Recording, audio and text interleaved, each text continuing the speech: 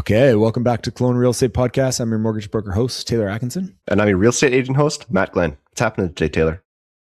We went old school today, Matt. We went like bigger pockets, first, 100 to 300 episodes. I don't know, like you're kind of looking kind of Brandon Turner, with the beard, long hair. Maybe I'm Josh Dorkin. I think I look like Brandon Turner. I don't know. God. I didn't want to insult you, man. Josh Dorkin, loved him, but he was always seemed pretty dry on the show, like Brandon was the happy, funny one. So, hey, I'll take Brandon if you want. How about just all of us be Brandon? Yeah. Yeah. So we had on Chad Mckillop.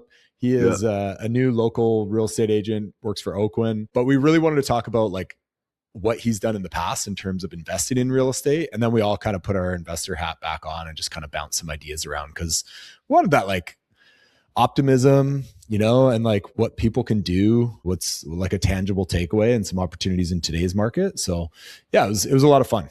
It was a lot of fun. It was a fun episode to record. And also talking about things that we kind of got away from, like buying, renovating, investing, talking about rentals. Feels like the last year or so, that has just kind of fallen off the radar completely, eh? Feels like last 3 years since we started this podcast. Well, yeah, honestly, we just don't actively do it so much anymore. And we can come up with all the excuses, all the government legislation, all the decline in the market, high interest rates, whatever. But at the end of the day, there are still people out there that are doing it, that are flipping, that are burying, that are, finding those opportunities. So, you know what I was thinking when we were recording this episode? I didn't say it in the show, but I think the flipping, for Kelowna, it kind of turned into infill housing where people were buying the houses, tearing them down and building fourplex. And that was kind of the new flip for a while.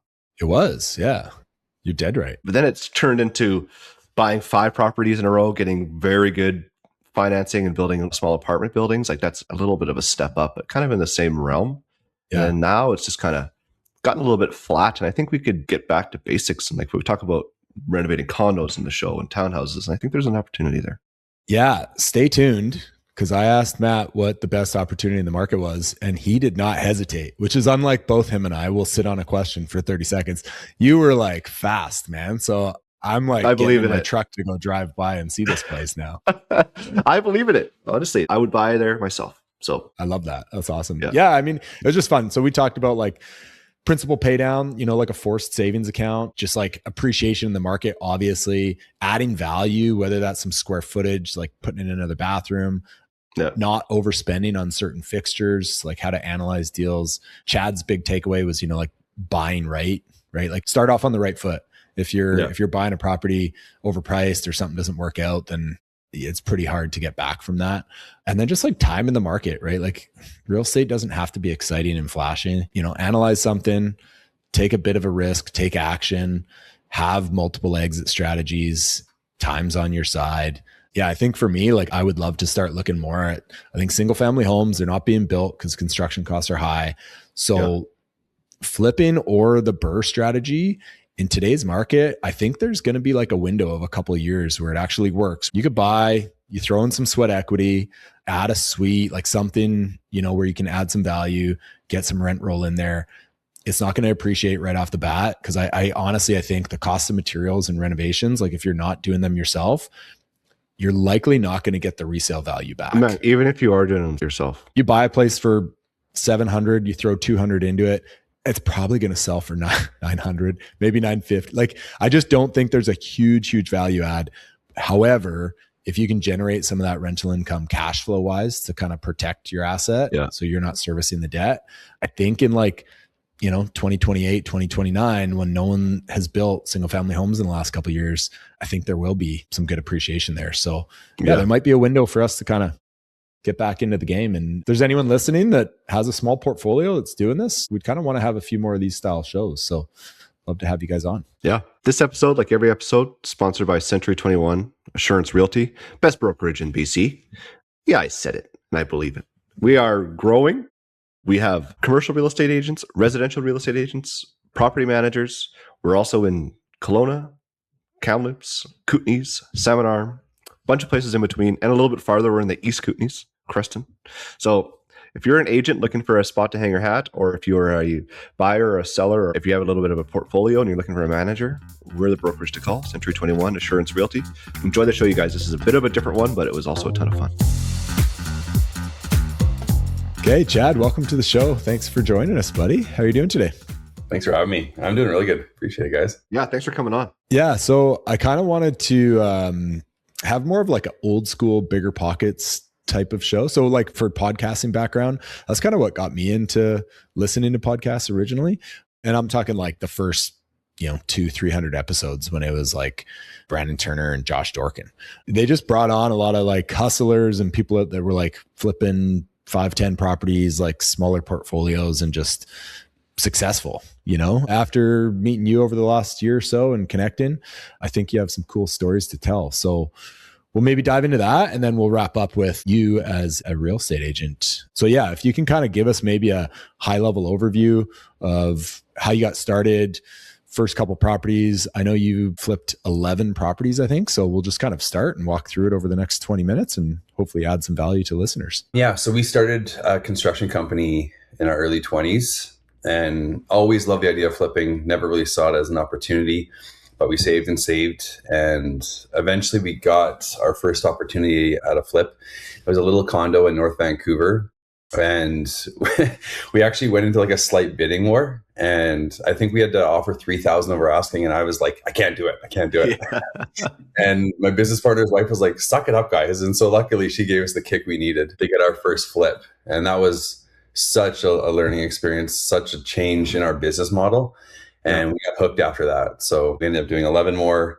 Obviously life happens, kids happen. So it's something I'd love to get back into down the road, but yeah.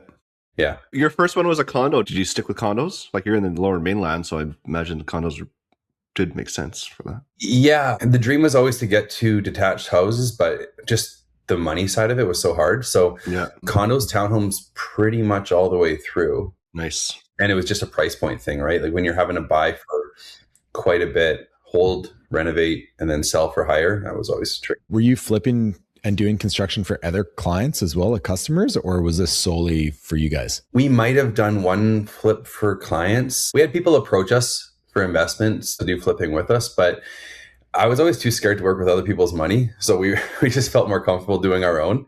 In retrospect, I wish we did more flipping, but that was just kind of our immaturity and youth in the game. But no, we mainly did flipping just for ourselves. And then we did renovations for the clients. Okay. Cool. So I guess, walk us through what was the learning process like? What should people look for now? Like, is this still a repeatable business right now? I mean, I know in pre-2020, probably anyone could flip in the Okanagan and you probably just made money based on like appreciation, right? Like if it took you a year and a half to flip and you made a couple $100,000, like, the longer it takes, the better. Yeah, really. But now it seems like a little more difficult. Now, I mean, from my point of view, some of that is like the cost of labor, cost of materials, but there are probably some opportunities in the buying side. Not just that, Taylor. There's also like legislation and home flipping taxes and taxes to sell quickly. Yeah. The flipping tax. Yeah. So basically a 2-year window, which is pretty tough. But yeah, kind of walk us through like what were the big lessons? What were the takeaways? What are people trying to do now that could be making them successful? Yeah, I think government and legislation aside, if I'm just going back to the roots of how we got going and the lessons we learned, the big one out of the gate is you've got to buy right. You got to get off on the right foot. So if you buy high, you're kind of chasing that dollar the entire time and it's really hard to catch back up. So, I mean, if the market shoots up, that's a huge bonus, but likelihood a lot of times, if you buy at the right price, you're going to do well. We always looked for a place with a need. So if we entered into a building, we always would pick a nice building in a nice area and try to find the junkiest unit. I think that's quite common to hear is the junkiest place in the nicest street. Yeah. So that was one of our main focuses. And then it's a matter of where can I add the value? So the first flip we did, we added a second bathroom. It was a 2-bed, 1-bath. And then we made it a 2-bed, 2-bath, which at the time didn't seem like a huge shift for us, but we also rode the market high. We were very fortunate that we bought right at the beginning of a strong run. Yeah. And then when we went to sell, we had the only renovated 2-bed, 2-bath condo on the North Shore. So we had an insane amount of response. I think we had 11 or 13 offers on the place. So by no means was that our doing. That was just, we were very fortunate to be a part of it. Yeah. But I guess, how do you analyze that? Like for a value add, you're like, okay, the bathroom's going to cost $30,000 to put in. Like, were you working with a real estate agent going, okay, well, like here are the comps, like there's a need for a second bath. Like if someone's looking at a house right now, like how do they come up with the plan of what's going to be the best value add? That's a great question. If I can just go back to like our scenario and then maybe touch on what it was like now. So like that renovation we did, that flip the first time, we spent a total of $45,000 on the entire place.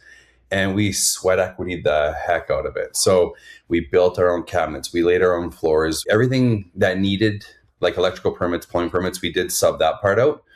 Yeah. But adding the bathroom, we worked insane hours. So the cost wasn't so much an issue then. If you're doing it now, yeah, I think the big thing is put a price point on it and just be super smart about your renovation. So I think a lot of people get caught in by buying high-end fixtures or super expensive items.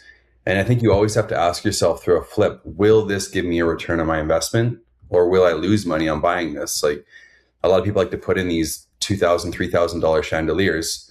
They look amazing, but you have to ask yourself, will I get $2,000 or $3,000 out of this when I go to sell or not? So just like hearing you talk about adding a bathroom in a strata, how easy is that? Like when you put an offer on a place, are you looking at the strata to see like if they're even going to allow you to do this or like what it's like to work with them to do it or like you get pre-approved to even add a bathroom? Yeah. So with that one in particular, we were only allowed to add one more bathroom to the plumbing stack that existed in the building. Yeah. So we were the first ones and the last ones to be able to do it. It was only a 3-story building, so it wasn't anything crazy. Did you know that like during subject removal, or do you just kind of run into that during your renovation? The further we got along, the more organized and planned we were. Okay. I don't know if we were that organized on our first flip. I think we got in there and it was a really awkward layout of the bathroom. Like it had this weird jacuzzi tub in the corner that took up way too much space. Yeah. And then the vanity was awkwardly across the bathroom where it was too big. Yeah. That gave us the ability to create the second bathroom. And then we did a stacker washer dryer because it was side by side. And so we stole some of that space and created the shower for the second bathroom. But no, we were not that organized. We were young. I think we were like mid-20s at this point. Yeah. And we just were like, had a dream, had a vision. Just give her. Yeah. Just give her. Yeah, exactly. And then you stopped because of an ankle injury, right? And kids. And what was the stopping catalyst, I guess? Taylor, I'm a walking parts car at this point. So injuries have taken a toll. No, so I had an ankle injury. So we were running a construction company for 15 years, had a lingering injury from soccer and then needed a couple surgeries. So that kind of sidelined me a little bit. And then in that time, I actually decided to get my real estate license. So instead of sitting around for 3-4 months doing nothing, I got licensed through the UBC program. I mean, Matt knows all about that too, but shortly after I realized like I wanted to do real estate since I was probably 19 years old. Yeah. And then with your own business, you get sucked in for so long and it creates its own little beast on its own. So to break away is so difficult. So this bought me the time to try it. And then I eventually decided to go full-time in real estate. And then so for like the Kelowna market, obviously, and this is a question for both of you guys, like you're walking through homes, condos with clients, doing showings, listings. Where is the opportunity? Is there any opportunity? And it doesn't just have to be like a quick flip, but like buy and hold. Bridgewater? Yeah, Bridgewater. That's where I'd buy. Where's that? On Gordon and Cook. It's an older building where everyone wants to live there. A lot of the units have separate garage stalls too that you can sometimes rent out separately or keep for yourself. And there's a ton of value add in that building. So in Kelowna, specifically Bridgewater. Do you have a listing there? Well, you seem pretty quick on that. I have had listings in the past, but if I was ever going to buy and flip or do a burr or something, it'd be Bridgewater, 100%. Okay, cool. And sorry, is it like a strata complex then? Yeah, there's condos and townhouses there. The location is like right by the Eldorado. The price point is good to get into. It's ideal for this. And do you think it would be a flip or like buy and hold, place tenants? I don't know if flipping, like maybe Chad can answer this more, but I don't know if flipping even works with the legislation anymore to just buy it for 3-4 months and sell it. I think you just get taxed to hell even if you make profit. But I think if you could do it and then rent it out, even for 2-3 years and then sell it, that might be a better option. But flipping did work. It worked there. Yeah, I guess my comment to that would be like, let's say you flip, you make, let's just say the value goes up by $100,000 net profit. And I mean, it could be off, legislation changes all the time, but I'm pretty sure it's 20% of the net profits, right? So you'd lose 20 grand, which is expensive, but I guess the alternative would be you have to then hold that property and you kind of have dead money in the property if you don't refi it for the next 2 years. So I guess the question would then be, is it best to save that $20,000 tax? And obviously we're just basing that on like 100,000 net. So it could go up or down, and be stuck with that property. Not that you're stuck with it, but you know what I mean? Like either hold it there, so you're saving the 20 grand, or like pay it and buy something else. So you're like recycling that money, which I'm sure there's people that are doing both right now, right? I guess it just depends on if another opportunity pops up where you can recycle it and make money on it.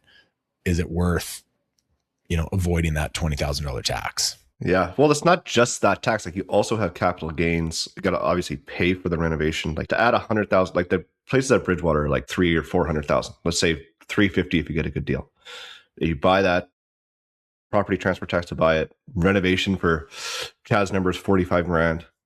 Like I don't think you're selling that for 550 grand. I don't know if you can build in enough profit to just eat all the taxes and still make money. Yeah. I just don't know if that's possible. It's tough, right? Because you could say, okay, I'm just going to sit on it for 10 years and ride the appreciation. Yeah. So you're going to avoid the flipping tax, but then you're going to get crushed on capital gains. Yeah. Like it's such a hard. So I guess like the BRRRR strategy, like to go back to bigger pockets, that is kind of the best way to defer taxes, right? You just want to defer and snowball that as big as you can. But anyways, we'll stop stealing the show from you, Chad. Where are the opportunities in Kelowna? Tell Chad what to do. Yeah, here you go, Chad. That's great. I was actually going to give a little data on that. Like what we would do is when we were looking at properties, we would always try to buy something with a $300,000 to $400,000 gap between purchase price and sale price. And if we knew we could sell for $300,000 to $400,000 more, we knew that would incorporate the renovation costs, capital gains, realtor fees, holding costs, all that. So that was kind of the structure we used, was kind of a loose $300,000 to $400,000. Yeah. And then we always tried to renovate for about 50 to 75 bucks a square foot. So 45,000, that was like a one-off. That's when building materials were way more affordable. We did so much work ourselves. And to be honest, we did more work than we should have ourselves. As we got smarter and a little bit more comfortable with the flipping process, we started stepping more out and letting the pros do what the pros do best. But around 50 to 75 bucks a square foot, you can do well in your flipping. As far as today's market goes, I'm with you guys. I think the rental, like the BRRRR method, is the way to go. There are flip opportunities still. Like I'm not looking as much right now because I'm so focused on trying to find clients' places now. But one popped up the other day in West Kelowna. It was in Lakeview Heights. Yeah. And I emailed it to everybody. I'm like, you should buy this place. You should buy this place. Was it a house? Yeah. Nice. Attached house. I think it was over a half-acre lot with pool. The bones were so good on it. Like it was original, so it needed a full renovation. But the bones were so good. It was priced well, and you could put a coach home on the property. So I was thinking if you were in a situation to either Airbnb the main house or rent out the coach home, renovate the whole thing, there was kind of a lot of opportunity with it. Yeah. And we would love to live there, but we're not in a position to be selling and buying. And it ended up selling for full asking in 3 days. So someone saw the value. Yeah. Including you. You saw the value. I think with that too, like especially with today and the last few years of government volatility, you need multiple exits. So you need like, okay, where's the value add? Good point. Like, am I adding a suite? Is there room to add a bathroom? Is there room to subdivide the lot? Would it be a good rental if I had to hold it? You have to have at least like 2 or 3 solid exit strategies. And obviously, you've got your number one, but if something comes in legislation wise, or the property just doesn't kind of perform where you need it to, that's where I see most clients right now getting into trouble that are trying to do flips or investments. Is it's like, we're going to turn this thing around in 6 months and sell for $100,000 profit. Yeah. Okay. But what if you don't? Like if that's the only exit and then you got to hold this bag and you're, funding it $700-800 a month and you're losing, that's kind of a tough one. Can I ask both of you guys then, what is your biggest mistake in your real estate landlord investing, let's call it career, and what's the biggest win you've had? The biggest mistake for sure is selling. Like, I don't think it really ever makes sense to sell a rental property, right? Like all the horror stories I hear with my clients, it's like, I rarely hear the story where they regret buying something, especially when it comes to investment properties.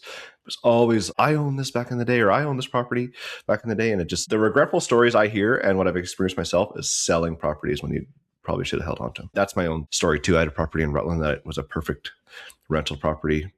cash flow, and I just sold it for not sure why. So that was a huge mistake for me. Yeah. Yeah, that's a good point.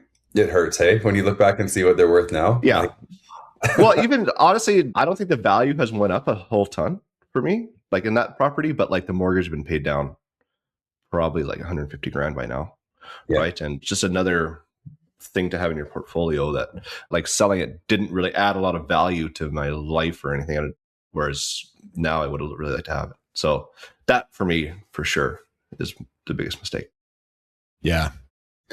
Yeah, I think on our end in the Lower Mainland, we saw such extreme price increases that if I look back at some of the places we did flip and sell, at the time we're like, we're crushing it. Yeah. You look back and you're like, wow, it's doubled in value. Well, back in like 2020 and 2021, like you're like, yeah, I'm crushing it. Then you wait 3 months and it's went up 30 more %.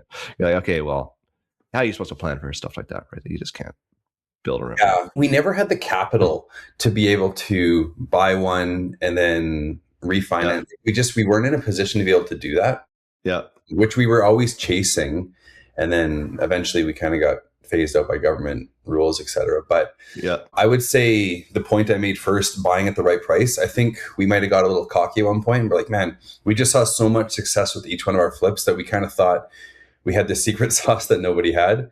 And then a couple we bought, like one of the ones we bought did a beautiful renovation on the place. And then the condo insurance, I don't know if you guys remember that. I think yes, the leaky condo. Yeah, pre-COVID, the condo insurance spiked, so people's rates were going up like 200-300%, and some buildings weren't even getting insured, so that made condos undesirable.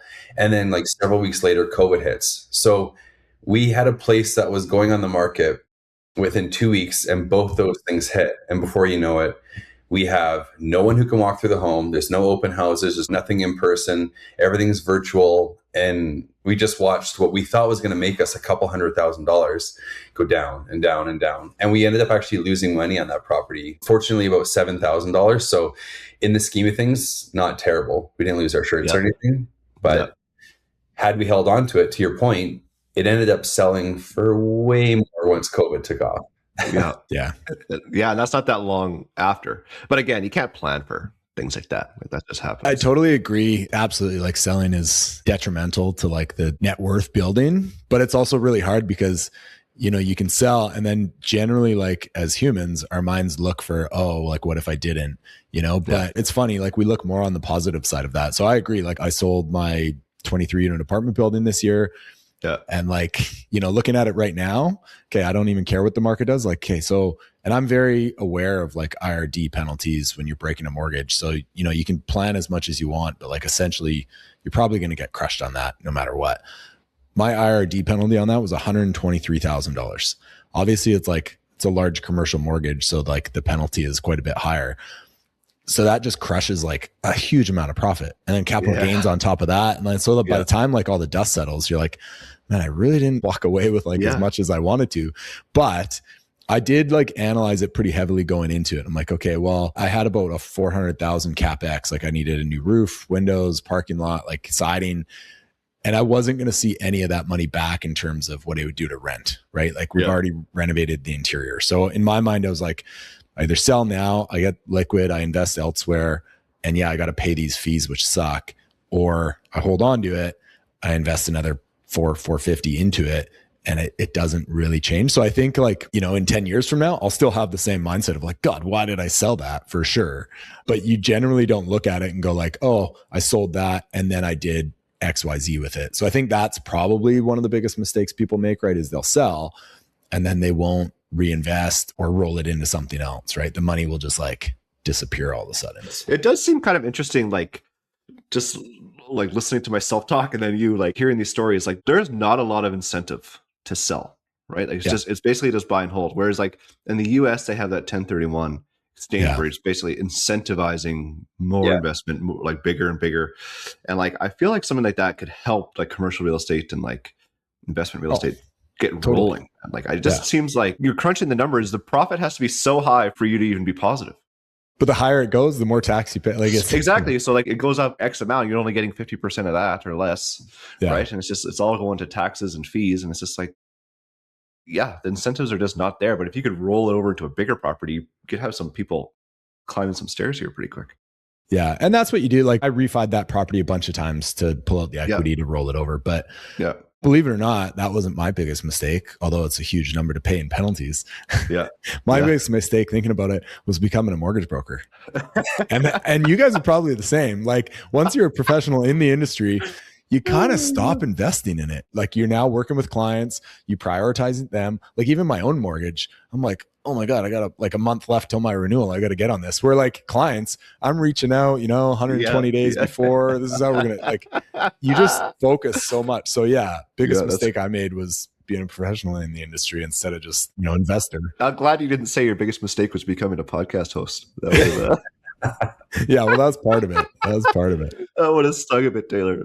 Yeah. Honestly. What's the biggest success? Like, what's the one thing, whether it was intentional or not, like what happened in your real estate investing journey that either added the most wealth or value or motivation? I would say one thing that you don't realize when you are doing a flip or an investment like that is you're creating a massive savings account. So all your money is going.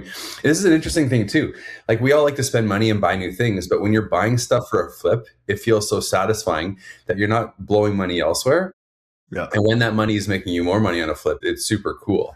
So I think the saving side is really nice because then you get this big paycheck on the cash out. I can talk about like our best flip. It was our fastest flip too. We bought in North Van for $1,050,000 and then we ended up selling for 1.45. This is a condo? Yeah, another condo. Wow. Jesus. This was scary because this was like uncharted territories when you're buying above $1 million. Yeah. Renovating. And this is where a good realtor comes in though, because our realtor is like, I think we can do well on this one. There's value in the building. It's very desirable. We went for it. And we knew we had to do a quick turnaround. So I think we had it back on the market. I believe it was under 3 months. And we went to war on that thing. And we blew out some walls. It was a concrete build. So it wasn't like you could do a ton with it, but there was just a few things. Like there was a pantry that was centered in the middle of the kitchen that would kill your views because it had beautiful downtown views and things like that. Yeah. And so we just renovated the heck out of it, went high end with all the appliances and everything else, waterfall, quartz island, things like that. And then we had it in the market soon and it sold really quick. So that was a huge win. Yeah, I love tax. So I have to ask, were you guys buying it like personally and then like the capital gains were personal, or was it in the corp? Like, were you buying these corporately? No, we couldn't get mortgages through our corporation. I don't think we made enough through our corporation. Talking to the wrong guy. Come on, man. Yeah, exactly. No, I think we did personally, but I think on that one we brought in an investor to bridge the gap for us, if I remember right. So it sounds like that's probably like a key thing that stops people too, is like giving up some of the pie or bringing in the investor. But to turn that around in 3 months, that's insane. Oh, dude, we worked like dogs on that one. We had to do some, what's it called? Sprinkler readjusting and moving around in the unit. And for a time, like when he glues the new sprinklers and you can't leave the unit, like you have to have someone watching for any fires and they have to call the fire because the whole system's down. So I'm like sleeping in like the construction debris one night because I was that guy so we could save some money. It just stupid crap like that. Looking back, you're like, but yeah, we have stories like that forever. But anyway, things like that just to get across the finish line, and it ended up working out in the end. What about you, Matt? What was your biggest success, value add thing that you did in your investing career? Our house in West Kelowna, like a house with a legal suite, and we added another suite on the basement. And that honestly has been super successful. Not like the flashiest thing to do. It was pretty easy. Like I think we added a kitchen and put in a fire rated door and that kind of stuff. But man, that has been very successful. We also hit it at the right time with the government legislation, where it's like they don't really care about stuff like that right now, right? And especially if it's like not impeding traffic and it's just like it works well. So it's been a good success story for us for sure. I think for me, like to kind of go back to some of your stories, Jet, like I'm sure we all have endless stories. And that's actually, it's funny. That's kind of how this podcast started. Matt and I were having dinner and we were just talking about like bad tenant stories. Yeah. And then we went golfing and it just kind of evolved from there. But honestly, a lot of my success came from just like not knowing what I should have known. So I wasn't afraid to just take action. You're failing up. Seriously. And now it's like, I can see the room for error and like, I'm a little more cautious. I'm like, ooh, but like, what if this happened? And I think I'm at a different phase of investing, but like, when I bought like my first larger building, I had no idea. Like I thought I knew what I was doing, but like really just did not know. And one of like the biggest opportunities, like I didn't know what rents were supposed to be. So I just thought, yeah, like the building's performing, it's cash flowing. And then, unfortunately one of the tenants passed away. And so we like authentically were like, hey, we need to like fully gut this place, new carpet, paint. Like we can't put a tenant in there, like, advertising that there was a death inside, obviously, which is like, anyway, so we renovated it top to bottom, and then rents, like the action we got on that, like rents doubled, and we're like, oh wow, like we should just proactively start renovating this. So like light bulbs go off when you don't have like the intent behind it. And now I look at units, I'm like, okay, if I did X, Y, and Z, like, is it going to be valuable? But yeah, a lot of the investing like success I had was just based on taking action and then time, like buying a single family home where you're like, wow, that's pretty high priced, but it's got that rental suite in it and I could subdivide this and do whatever. And then 5-10 years go by and you're like, okay, well, I didn't really know what I was getting myself into, but it turned out well. So I think like taking action and then just being able to like sit in the market, like dealing with problems as they come, Yeah. I've seen very few people win on the sidelines. So getting in there, I feel like, good point. Even if you're hitting the hard times or whatever, even buying this place, like we bought in 2021, 0 regrets. And it's been amazing. So yeah. I agree. Okay. Well, maybe we can just chat a little bit about your real estate career on the real estate agent side of things. So this year, congrats. It reminds me of, who is it? Henry Rothengarter off of Rookie of the Year film. Anyone remember that one where he breaks his arm and is Rookie of the Year for the Cubs? You guys don't remember that? No. Oh man, that was such a good movie. What movie is that? It's called Rookie of the Year. It's this like 11-year-old kid or something that like he breaks his arm and then all of a sudden he has like this like 115 mile an hour fastball because he's got this weird. I heard of this. Yeah, and then he loses his ability like in the World Series or something, and he has to go back to like slow pitching them in. Anyways, total segue there. Rookie of the Year, you probably can't throw a 120 mile an hour fastball, but very close. You were out there hustling this year, and congrats. So maybe just give us a high level. How's the last year in real estate if people want to become a real estate agent? Also, how come you're in Kelowna now and from Vancouver? Oh, Matt, that's a loaded question. You got me there. So we initially bought this house as a flip, but with the possibility that we would move up. Yeah. Long story short, we didn't come up here necessarily because we wanted to be here. We came up here with like a 1-year plan. Yeah. It's kind of messy looking back now and it's frustrating. Anyway, Kelowna is beautiful. Like it's an amazing place to call home. Fortunately, you also failed up. Yeah, exactly. And we love our neighborhood. We have 3 kids. So we got into a really good school catchment. Those kids, like one of the coolest actually things about living where we live is one of the first weekends we moved up, I looked outside and there's all these kids playing street hockey in the street down below. And that's my childhood. That's so rad. Yeah. So a lot of our move was because of our kids. Our oldest was just starting school. I didn't want to keep jumping schools around. Yeah. So that was the intention of it. Nice. That's what we got here. As far as Rookie of the Year, like I was saying, I got the ankle injury, which gave me the opportunity to actually do the UBC course. Yeah. And year 1, man, it's a grind. Matt, how long have you been doing this for? 6 years, like literally to the day. 6 years to the day. Yep. Yeah. So I'm sure you can still remember year 1 as well. I was also Rookie of the Year. Were you? Oh, wow. Yes, man. That's awesome. I got 2 Henrys here. 0 broken arms, but Oh, we got a broken ankle, so that's close. Oh, gosh. Yeah, man, I am surrounded by some good people. That's funny. Yeah, I think the hardest part that I have is you're starting a new career in a new city with new people. Like both my wife and I, all our network is in the Lower Mainland. So that's actually very tough for an agent. Yeah. Like I didn't get one hand-me-down or any kind of family referral or anything. In year 1, it was all hustle and grind to get pretty much any kind of deal together. But yeah, I think if I was to speak into someone just joining, I actually wrote down some notes here, but I would say embrace the grind. Yeah. If you're watching Selling Sunset or you're watching some of these shows, do not be fooled. It is not like that whatsoever. Yeah. It's a super, super hard grind. And when you say grind, like what does that mean for you? What are you up to? You're going to get a lot of rejection. Yeah. People won't take you seriously. I've felt since coming from the construction side, you don't get a lot of respect as a real estate agent versus in the construction field. Your time is not appreciated as much. Yeah. So Yeah. And then grinding wise, yeah, like I was doing usually 2 open houses a weekend. You're door knocking, you're networking, you're just out there because no one knows who Chad is. And to this day, probably still very few do know who I am still, but Yeah. you have to go find the work. It's not like someone's going to come into your brokerage and say, I want to work with that guy. It just doesn't.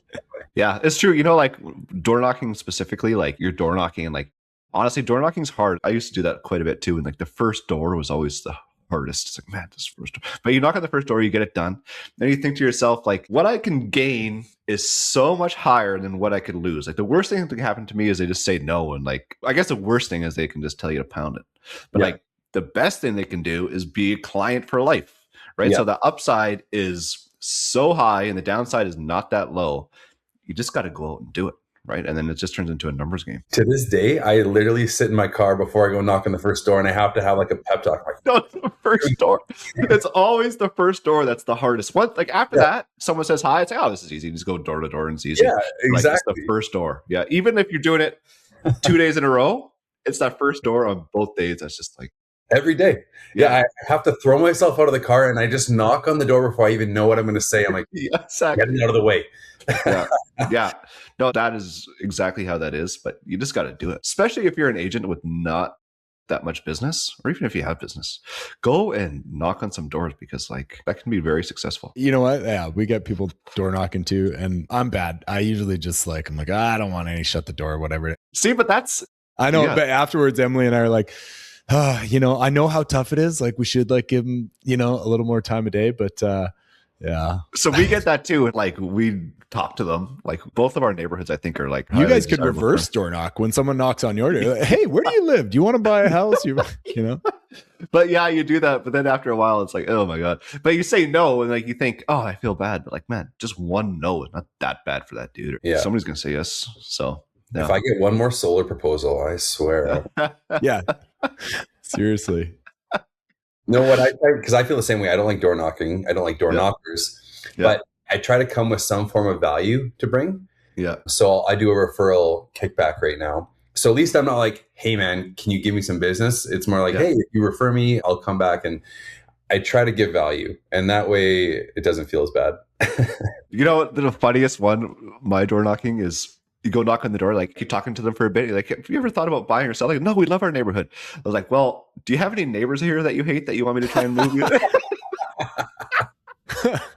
Like it always gets a laugh. And then like sometimes like, yeah, for that dude to leave and just go knock on that guy's door. That's hilarious. Yeah. That was pretty good. Totally catch my guard with that one. Yeah. Yeah. Yeah, so you can have fun. Like I've had a ton of fun door knocking, but yeah, it's hard to do, and it sucks to even be the person who door you're knocking on. But this is what it is. Well, I mean, if it's so hard, why don't you guys just ring the doorbell? No. So you could talk to a video screen where you can't even see them. Like tripped over video. Yeah, that's the worst. Yeah. One thing I would say that worked really well was starting out. I went to my managing broker and I said, who are the 5 heavy hitters in our brokerage right now? So who's doing the most amount of business? And then I personally tried to meet up with each one of them either for coffee, for lunch. And I just said, like, I'm your guy. So if you need open houses, if you need anything this year, I was a yes man, because there's some people who do quite a bit of business at our brokerage. And I just made sure never to let them down. If an open house is 2 to 4, I'm going to be there early. I might flyer the neighborhood prior, whatever it is. Like I was always trying to do more. And then when you earn the trust of people within your brokerage, people do start to be like, hey, you know, I can't double end this deal. Do you want to represent my buyer or something like that? So things do start to happen, but you definitely got to earn your stripes first before the handouts come. Yeah. Awesome, man. Where can people find out more about you if they want to connect with you? My website's callchad.ca. And then my Instagram, which social media, man, another tough game. Social media, Instagram is the Chad Mckillop. That's where you'll find me. Awesome. Yeah, I don't do a lot of other socials. I need to get better at that. That's for sure. We all do, my friend. Yeah, listen, after this podcast, you will be blowing up. So you don't have to worry about anything. Yeah, I don't know what you're going to do with your dozen likes, but it's going to be off the chain. I'm going to post them. It's going to be amazing. Yeah. All right. Well, thanks for your time, Chad. Appreciate it. Good luck in 2026. And I can't stop thinking about this flip that Matt has down the street from me in this complex. So I might drive by it right now.